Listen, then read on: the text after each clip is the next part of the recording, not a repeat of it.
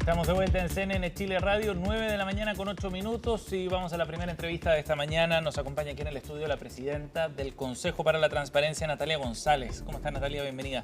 Hola, muy buenos días. Muchas gracias. Natalia, gracias por acompañarnos. Ha estado con nosotros en tiempos pasados como analista política, Exacto. pero ahora a cargo de este organismo que es un organismo, una corporación de derecho público cuyos miembros son nombrados por el presidente y requiere la ratificación de 2/3 del Senado, nos contabas tú, así es que es un organismo público, en la práctica autónomo, que es muy importante. Efectivamente, muy importante porque además en el rol que cumplimos, que no es solamente de cara a la ciudadanía, es facilitar el derecho de acceso a la información, sino que también fiscalizar que las entidades públicas que están obligadas por la Constitución y la ley a disponer esa información a disposición del público cumplan con ese deber y esa obligación.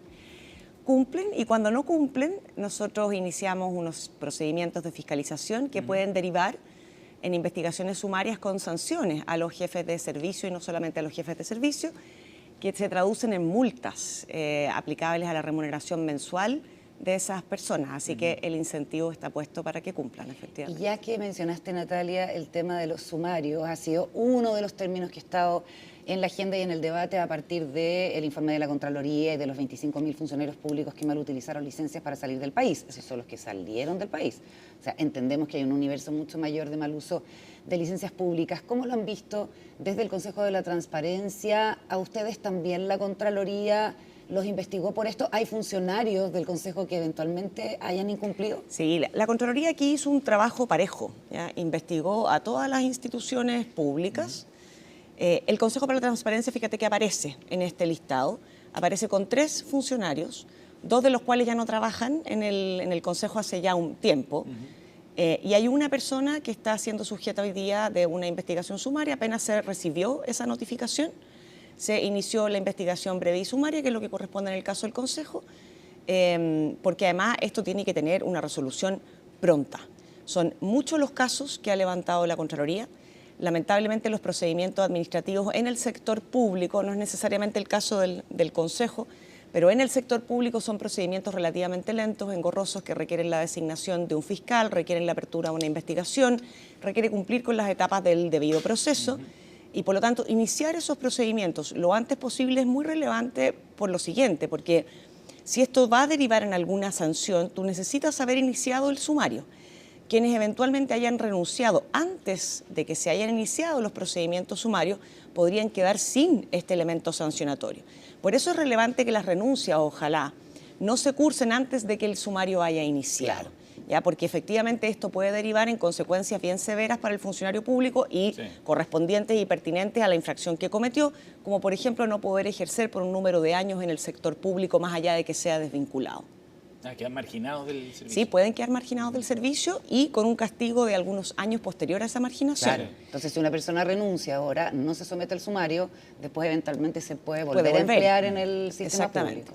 Y si bien la Contraloría ha anunciado que este tipo de investigaciones van a tener un carácter periódico, lo que a mí me parece muy acertado, porque lo que generan estos informes es un efecto disuasivo de entrada, ¿no es cierto? Ya el solo hecho de conocerse los 25.000 por cada una de las reparticiones, nombres de personas que tienen que ser investigados, y que al siguiente año vuelva a haber esta misma investigación y fiscalización, nos da cuenta de que si el problema que estamos viendo, y así parece que lo es, sistémico, orgánico, de la magnitud y gravedad que tiene hoy día, bueno, es bueno que entonces se anuncie que esto se va a hacer año a año para que el incentivo no se diluya y en un par de años más vuelvan a verse las mismas conductas perversas que hemos visto en estos días. Y desde el rol y la misión que tiene el Consejo para la Transparencia, ¿cómo ven ustedes este trabajo que está haciendo la Contraloría y los que ya anuncia de manera permanente? Porque este es el primer paso, pero vienen otros informes y otros cruces de datos y otras investigaciones para detectar eventuales abusos e irregularidades. ¿Cómo lo ven ustedes? Sí, efectivamente. Mira, nosotros valoramos el trabajo de la Contralora,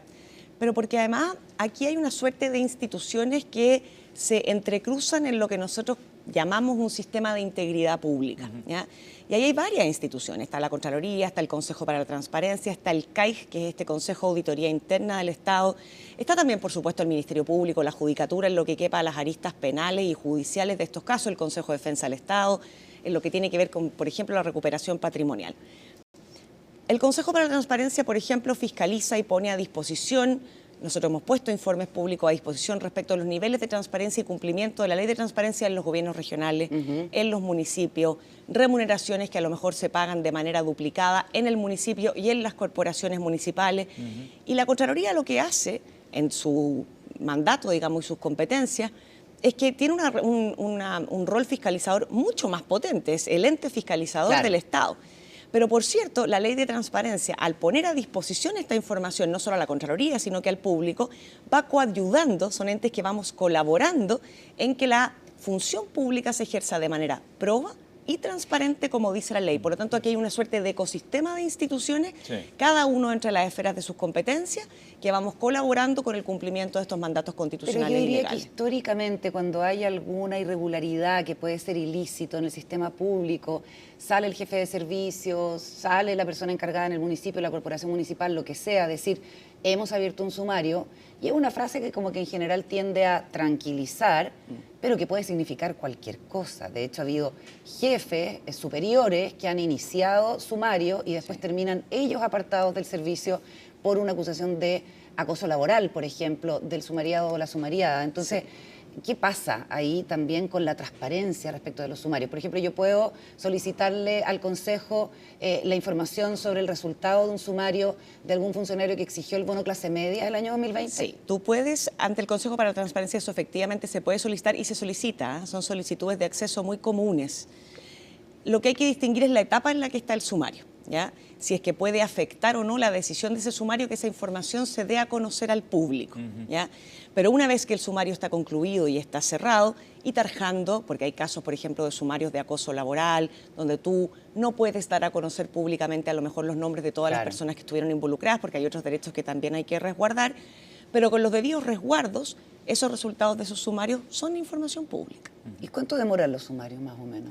Mira, depende. ¿Por qué tenemos la impresión de que son tan largos y que al final son una forma de impunidad? Sí, la verdad, y lo bueno que levanta, digamos, este caso y el número de casos involucrados y la sucesiva anuncio de que esto va a ser periódico, este tipo de investigaciones de la Contraloría, lo que hacen muy importantemente, Carola, respecto a tu pregunta, es que generan un efecto disuasivo de entrada, ¿ya?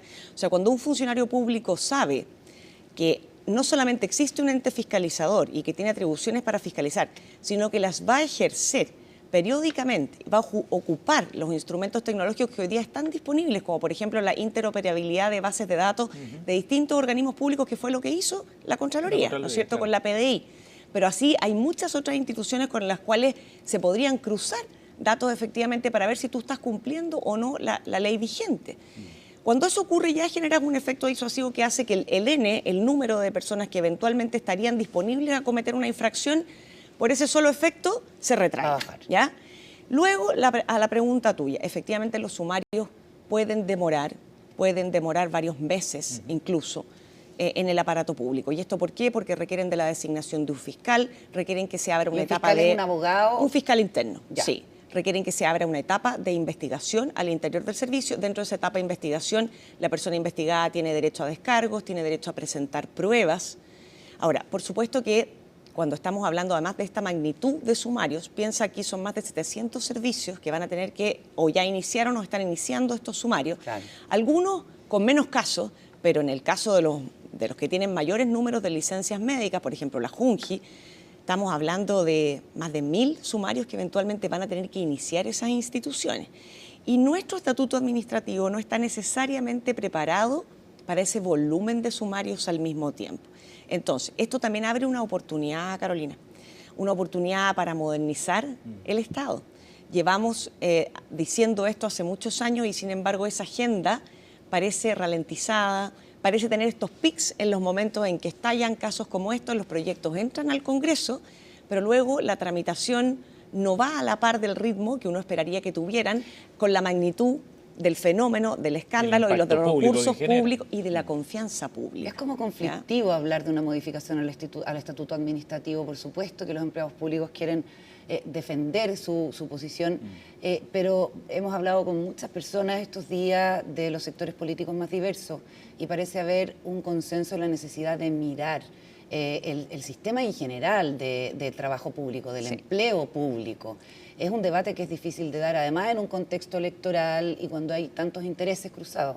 Es un debate difícil de dar, efectivamente, pero que yo creo que ya no podemos seguir soslayando. Y en parte también, Carolina, porque hay que resguardar la función pública que se ejerce con rectitud y probidad. Aquí hay un sinnúmero de funcionarios públicos que hacen su trabajo correctamente, que llegan a la hora, que se van más allá de la hora, que están, por ejemplo, haciendo labores. Hoy día, no todos los servicios públicos pueden reemplazar a quienes se tomaron estas licencias, en principio honradas y honestas. Hoy día vemos que eso no era tan así. Hay servicios que entonces sobrecargan el trabajo a los funcionarios que ya están disponibles. Claro. Y entonces, incluso por la misma función pública y por la mayor exigencia que tiene de actuar con transparencia, de actuar con probidad, porque maneja recursos de todos los chilenos, es que a mí me parece que una forma de enaltecerla y de volver a recuperar la confianza pública en el rol del Estado pasa por modificar el estatuto, modernizarlo, darle a esas personas la posibilidad de entrar a la función pública a través de concursos meritorios, que se puedan mover no solo adentro de los servicios, sino que con movilidad horizontal, con evaluaciones hechas por personas externas, de manera objetiva, con criterios exigentes, porque hoy día vemos que las evaluaciones en general se cumplen por todos los funcionarios públicos y ahí Natalia, también hay una brecha que explorar. ¿Y qué pasa en particular con los municipios? ¿Qué miradas tienen ustedes desde el Consejo para la Transparencia respecto a los municipios que han sido foco de investigaciones por todos conocidas? La Contraloría entiendo que tiene investigaciones para la mitad de los municipios de nuestro país por distintas razones. Y nosotros también en el Consejo ¿También? tenemos abiertos varios procedimientos de sumario del cumplimiento de la ley de transparencia, porque los municipios tienen que subir al portal de transparencia, o si no están adscritos al portal, pueden subirlo en sus propios portales web, pero tienen que subir, por ejemplo, la información de la cantidad de funcionarios que tienen, su presupuesto público, en qué están ejecutando el presupuesto público, los contratos que suscriben con terceros, para qué suscriben esos contratos, y en las fiscalizaciones que periódicamente hace el Consejo para la Transparencia también hemos detectado faltas ahí. Pero no nos quedemos solo en lo malo, porque el Consejo también tiene un rol de promoción del acceso a la información pública y del derecho de acceso.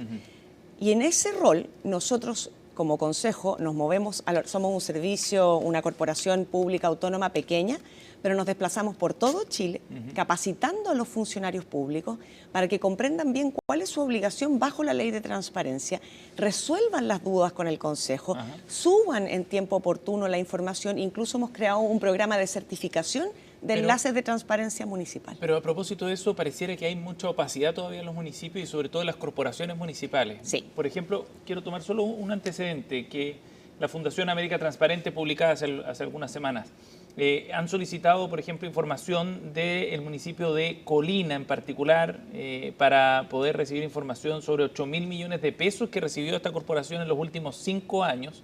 Y hay cero transparencia, dicen, porque se niegan a sujetarse a la ley de transparencia. Lo que dicen del municipio es que básicamente son privados, pero fue creada por la municipalidad. Entonces, ¿cómo ven esos bolsones de cierta opacidad que hay en alguna estructura? Dos cuestiones. A ver, lo primero, que aquí nosotros tenemos un dictamen de la Contraloría que ya hace un tiempo atrás zanjó esta polémica y dijo que estas corporaciones servían la función administrativa y tenían un carácter público. De hecho, nuestra propia ley de transparencia no se limita solamente a los servicios, ministerios, gobiernos regionales y municipios, sino que a todos los órganos públicos que cumplan una función administrativa con recursos públicos, que es exactamente la descripción de estas corporaciones municipales. Por lo tanto, hoy día el Consejo para la Transparencia, y también lo ha entendido así la Contraloría en su propio rol, nosotros estamos fiscalizando a las corporaciones municipales. ¿Es eso suficiente? ¿Te da suficiente certeza jurídica? Probablemente no. Y aquí voy a entrar entonces a la etapa del proyecto de ley de transparencia que está en el Congreso, que se discute hace 7 años. Este es un proyecto que ingresó el presidente Piñera en su segundo mandato, durante su primer año de gobierno. Y si bien es un proyecto valioso en el sentido que avanza positivamente, por ejemplo, en este ámbito, en el de incluir formalmente a las corporaciones municipales, también avanza en incluir a otras entidades que reciben recursos públicos, y dependiendo de la magnitud de los recursos públicos que reciben, también van a ser objeto de la fiscalización por parte del Consejo.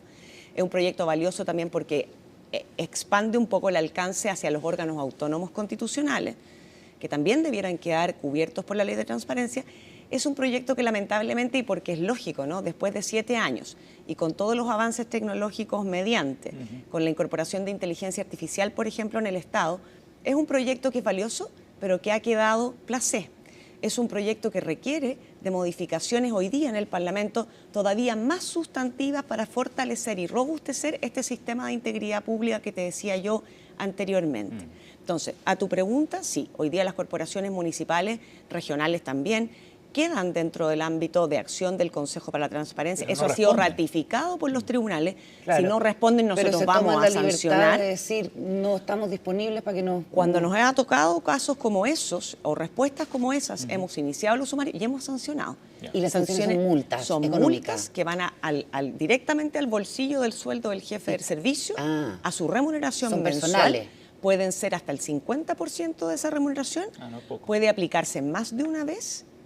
Nosotros hemos tenido casos reincidentes de corporaciones y otras entidades públicas que no cumplen la ley de transparencia, incluso algunas, perdóname la correlación de temas, pero con argumentos del tipo es que la persona que es el enlace estaba con licencia médica. Claro. Bueno, pero resulta que la ley es la ley y la ley tiene que cumplirse, y en un Estado de Derecho lo que debe imperar es justamente el cumplimiento de la ley. Natalia, lo último, porque se nos acaba el tiempo, hemos estado conversando con Natalia González, presidenta del Consejo para la Transparencia.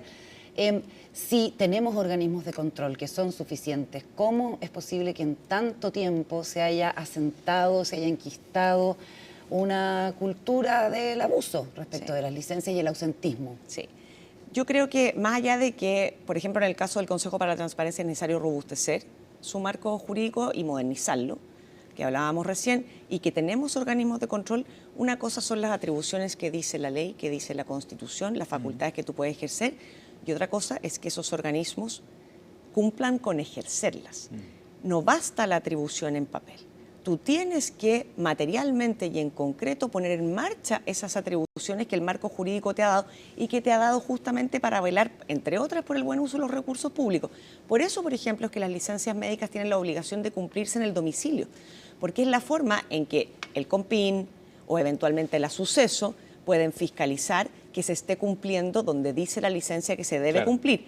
¿Están haciendo esa tarea? Bueno, la Contraloría hoy día también ha puesto eso en tela de juicio y ha dicho no solamente deben iniciarse los sumarios en las entidades que tienen funcionarios con licencias médicas fraudulentas, falsas o que no están cumpliendo con el deber de reposo, sino que también en las entidades fiscalizadoras para ver si están ejerciendo sus atribuciones fiscalizadoras, cómo las deben ejercer. Porque alguien no hizo la pega, eso es evidente. Porque si no, lo que tú instalas es lo que tú dices, es una cultura al interior de la función pública de que aquí no pasa nada. Y cuando aquí no pasa nada, entonces las personas abusan y todos los incentivos perversos que pueden tener los sistemas de diseño, que eso también hay que mirarlo, de las políticas públicas, entonces se ponen a disposición de quienes están muy disponibles para no cumplir con sus deberes de transparencia y probidad. Y pagamos ya, que somos todos nosotros. Al final. Pagamos todos nosotros, efectivamente. Muchas gracias, Natalia, por venir a conversar con nosotros. Muchas gracias a Natalia. ustedes por esta Muy bien. entrevista.